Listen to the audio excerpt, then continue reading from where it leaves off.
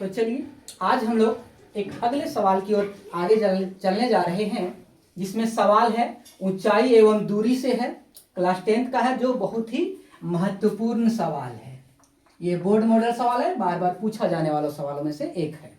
क्या है कि आंधी आने से एक पेड़ टूट जाता है और टूटा हुआ भाग इस तरह से मुड़ जाता है कि जो सबसे ऊपरी सिरा जो होता है वो जमीन को टच करने लग जाता है। ठीक,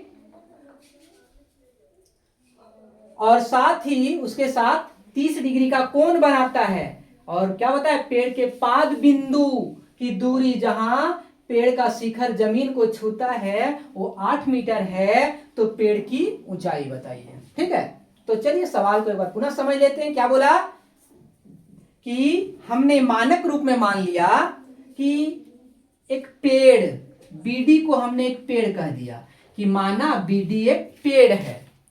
अब वो क्या होता है कि उसमें आंधी आता है तो ये पेड़ इस बिंदु ये पर यहां क्या होता है, टूट जाता है। टूटेगा तो क्या होगा, ये जो डी देख रहे हैं सबसे ऊपरी सिरा है, वो सिरा कहां जाएगा, नीचे झुकेगा। और नीचे झुकेगा इसका मतलब ये डी जो है जमीन को छुएगा, है ना।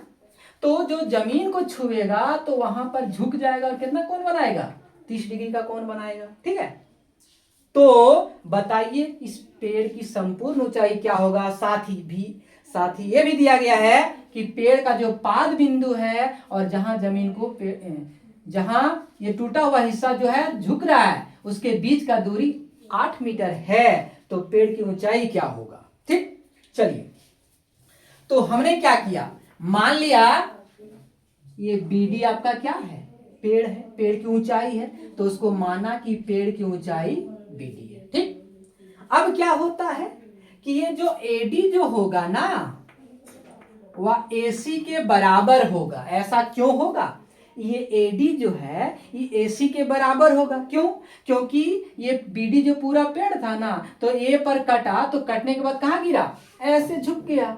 तो इसलिए ये एडी जो होगा वो एसी के बराबर होगा। ठीक है, उसके बाद और क्या दिया गया है, आपको बीडी भी दे दिया है, सॉरी बीसी दिया हुआ है 8 मीटर, जिसको आप लिख सकते हैं कि पेड़ के पाद बिंदु से बिंदु की दूरी। और क्या दिया हुआ है, एक थीटा दिया हुआ है, कोण दिया हुआ है कितना, 30 डिग्री का। ठीक है, अब हम क्या करते हैं कि एक त्रिभुज बन गया, और एक कैसा त्रिभुज बना, समकोण त्रिभुज। अब आते हैं कि समकोण त्रिभुज ए बी सी में। ठीक है, तो ए बी सी में अगर हम आते हैं जिसमें कोण बी कितना हो जाएगा, 90 डिग्री का हो जाएगा।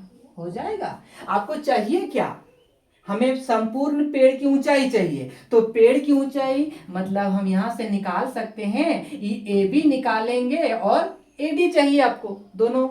लेकिन एडी तो यहां से प्राप्त होगा नहीं, तो कहां चलेंगे, ए बी और ए सी निकालना चाहिए। ठीक है, तो चलिए क्या निकालिएगा, पहले ए बी निकालिएगा या ए सी निकालिएगा। चलिए ए बी निकालते हैं पहले। तो ए बी क्या है आपका, अगर इस कोण को हम थीटा कहते हैं तो उसके सामने वाली भुजा क्या होगी, बिल्कुल लंब होगा। तो लंब हो गया ए बी और आधार हो गया आपका बी सी। अब बताइए लंब और आधार से रिलेटेड कोई फॉर्मूला क्या होता है, लंब बटा आधार किस में होता है या आधार बटा लंब किस में होता है, 10 में। चलिए तो कहते हैं क्या लिखेंगे कि tan 30 डिग्री बराबर, तो tan थीटा का सूत्र क्या होता है, लंब बटा आधार। तो 30 के लिए लंब कौन हो गया, ए बी हो गया, और आधार कौन हुआ, बी सी हो गया ना। ठीक है, tan 30 का मान रखिए, tan 30 1/√3 इक्वल ए बी छोड़ दीजिए। ठीक है, बी सी 8। ठीक, बस यहां से हम कैसे गुणा कर देते हैं तो क्या मिलेगा आपको, ए बी√3 इक्वल 8 ना। इसलिए ए बी बराबर मिलेगा 8/√3। इसको एक समीकरण बना के हमने छोड़ दिया। ठीक, तो यहां से हमको ए बी प्राप्त हो गया। अब क्या चाहिए आपको? ए सी चाहिए। ए सी कैसे मिलेगा? तो ए सी आपका क्या है? सबसे बड़ी भुजा है, विकर्ण है। तो विकर्ण और आधार या विकर्ण या लंब से किसी से भी निकाल सकते हैं। तो हम यहाँ निकालने जा रहे हैं किससे? विकर्ण और आधार से, है ना। तो कर्ण बटा आधार या आधार बटा कर्ण कौन सा फॉर्मूला में आता है, किस में आता है, बता दीजिए। तो cos थीटा बराबर क्या होता है? आधार बटा कर्ण। लगा दीजिए कि समकोण त्रिभुज ए बी सी में बस कि cos क्या 30 डिग्री इक्वल हो जाएगा आधार बटा कर्ण।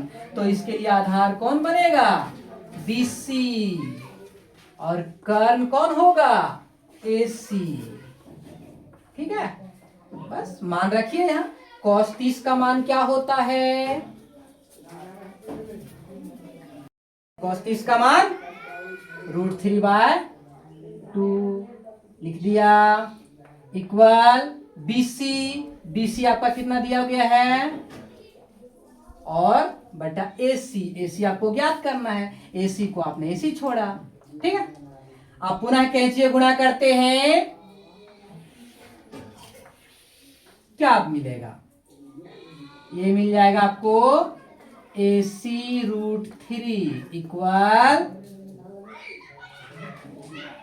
2 × 8। ठीक है, इसलिए AC इक्वल हो जाएगा। ठीक है, अब आपको क्या चाहिए? यहां से आपने ए बी निकाल लिया, यहां से आपको AC भी मिल गया। AC मिल गया 16/√3। AB आपको मिल गया 8/√3। तो आपको चाहिए क्या? आपको पूरा BD चाहिए। तो क्या अब कह सकते हैं कि पेड़ की ऊंचाई, तब पेड़ की ऊंचाई के लिए आप क्या है आपका? BD। तो BD बराबर क्या लिख सकते हैं? AB प्लस AD, है ना। AB plus AD। अब बताइए AB क्या है? AB तो दिया गया है, लेकिन AD चाहिए। तो AD आपका कितना? तो हमने देखिए क्या लिखे कि AD जो होगा AC के बराबर है।